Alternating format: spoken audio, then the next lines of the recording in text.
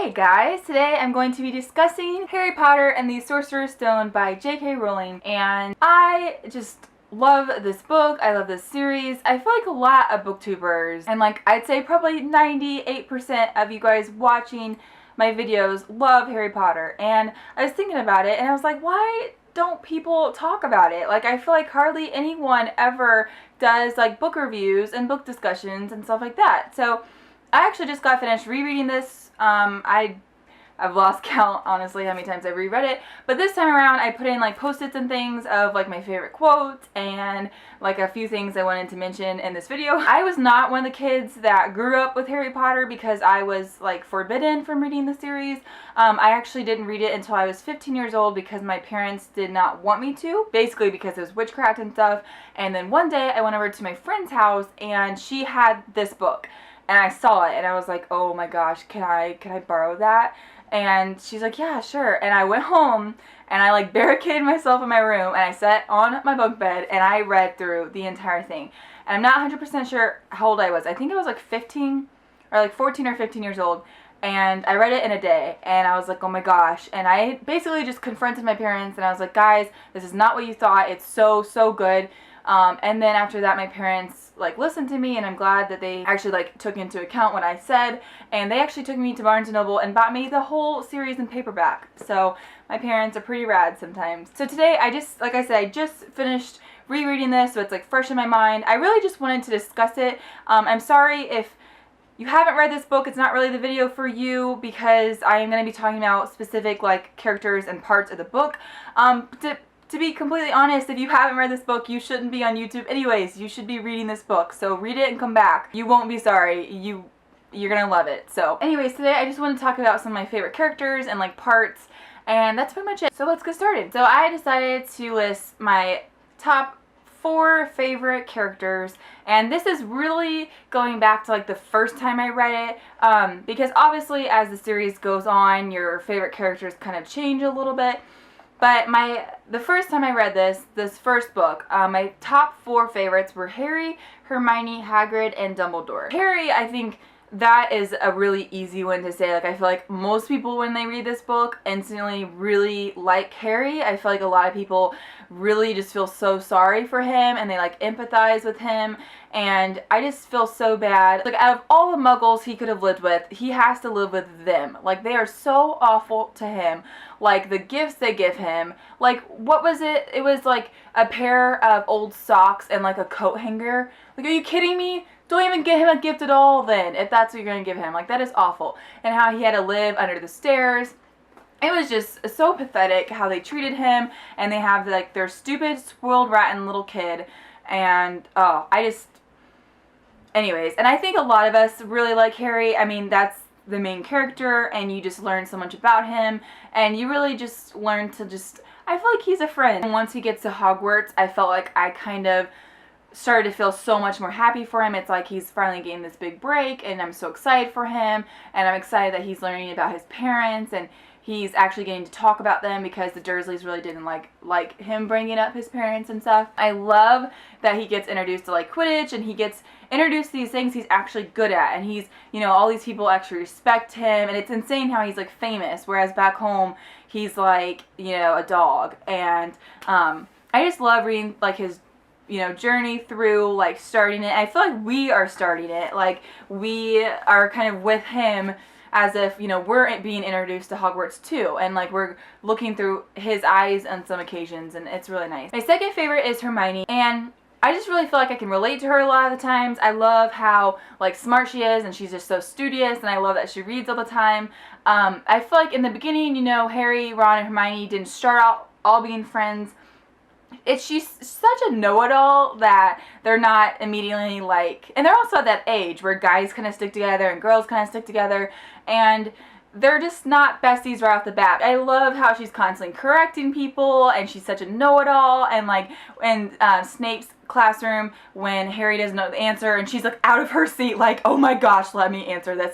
I saw this post on Tumblr once where someone posted something about how they get so tired of always hearing Ron and Harry constantly complain about all their homework and blah blah blah, and someone was dude, you go to a magic school, get over it. Like, you are so lucky. And they were talking about like how if they went to Hogwarts, they would probably be like Hermione too. They'd be so excited to go to class and to do the magic homework, you know what I mean, about magic. So I can kind of like feel like I would relate to her, and like I think that's probably how I would react too. But I love how she's just such a, like, I mean, she is, to be honest, to constantly be around her, it would be kind of like, oh my gosh, Hermione, shut your mouth. Like when she's like, I hope you're pleased with yourselves. We could have all been killed, or worse, expelled. Now, if you don't mind, I'm going to bed. Like, she's just so like strict about the rules and stuff, but I like how it changes, and she's not always like that.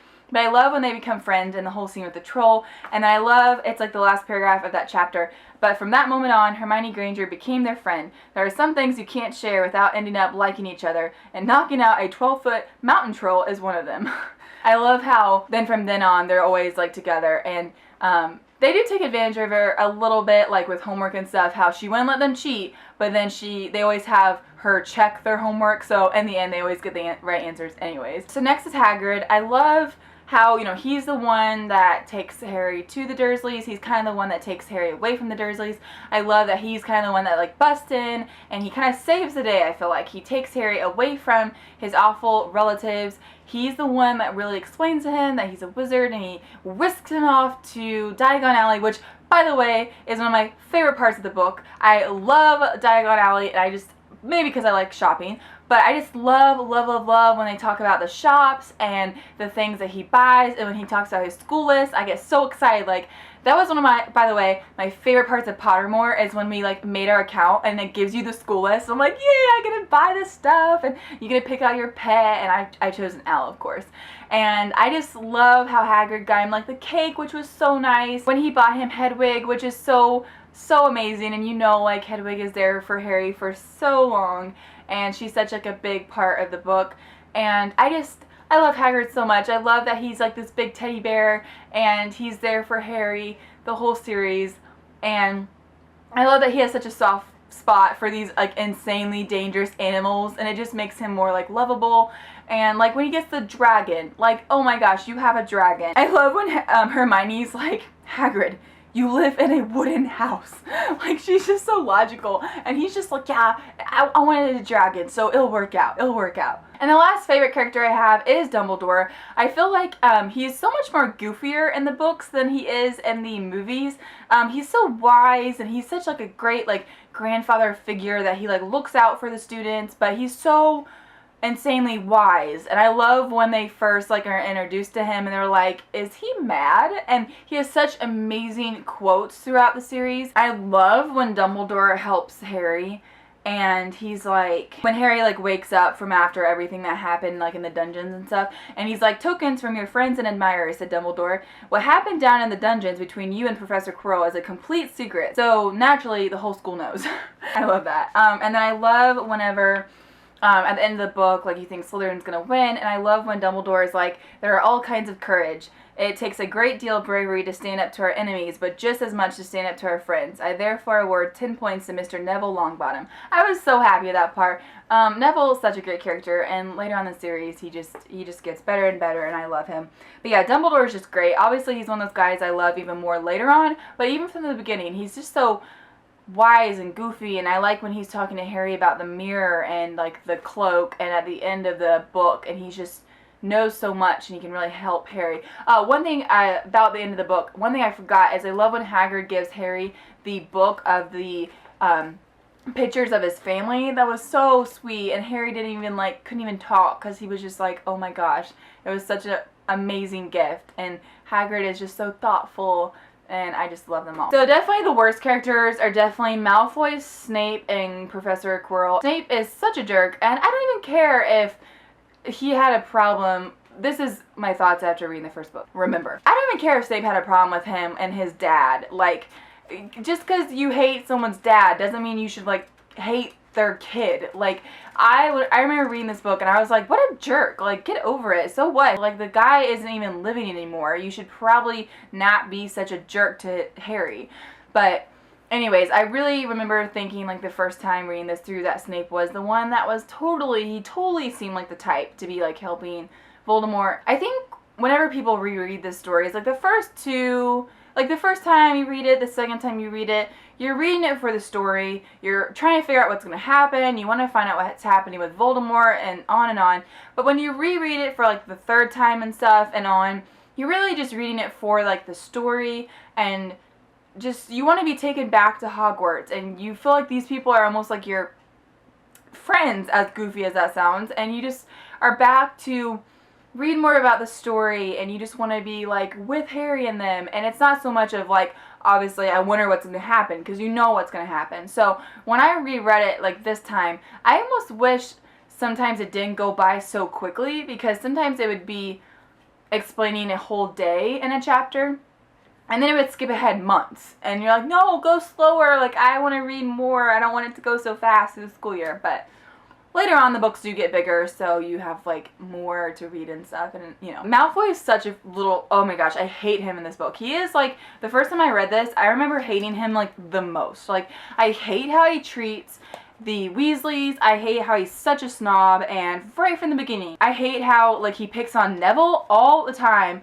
and I love in the Quidditch match when Neville's like, I'm 12 of you, Malfoy, and then Ron and Malfoy and Neville and all of them just start like in a fist fight, and that was great. But I just really like Neville, and I just hate when people pick on people, and Malfoy is just such an idiot. He just thinks he's better than everyone else, and he's not. But I love when he gets caught and he's trying to turn them in, and then he gets taken, he has to go to the forest. He's not the tough guy anymore, and he's like really scared. At first I really hated the part where Malfoy taunts Harry into, you know, getting on the broom and flying. I really thought something bad was going to happen, but I love how ironic that was, that Malfoy was actually the one that really got Harry into Quidditch, because Harry probably wouldn't, I mean, they would have been like, yeah, he's great, but I mean, just simple flying lessons, he wouldn't have been doing that stuff that he did, which McGonagall saw, which then, you know, took him to Wood, which then he became a part. And I just loved it when they like rubbed that in Malfoy's face. I'm like, take that, you jerk. So my two favorite parts of the book were definitely Diagon Alley, and just like him getting his school supplies and the pets and just like everything. It was just so fascinating to me, and I just love that every time when he got his wand for the first time. That was amazing. I want to go there so bad. So badly. Also, I really love the Quidditch scenes. I like that Harry, again, really finds something that he's good at, and he's not just like a name anymore, but he's actually good at something. I love that he like finds that, which also just gives him more like in common with Ron. I didn't mention Ron as a favorite character. He becomes a favorite character later on, and he's so funny, and he just like cracks me up. In this book, he's kind of mean, because he's kind of mean to like Hermione, and he's just kind of like at that age that he's okay, you know, but he's not, like, he's got Harry's back, like he's a good guy. He's just not, I don't know. But I do like that they, you know, sat together on the train, and I love that the three of them are friends like the whole series. But anyways, guys, that is all I have for this book discussion. Please let me know, like, some of your favorite characters, like maybe your favorite parts of the book. Maybe you could leave it as like a video response, whatever you want to do. So I'm going to go, but I will see you guys soon. Bye.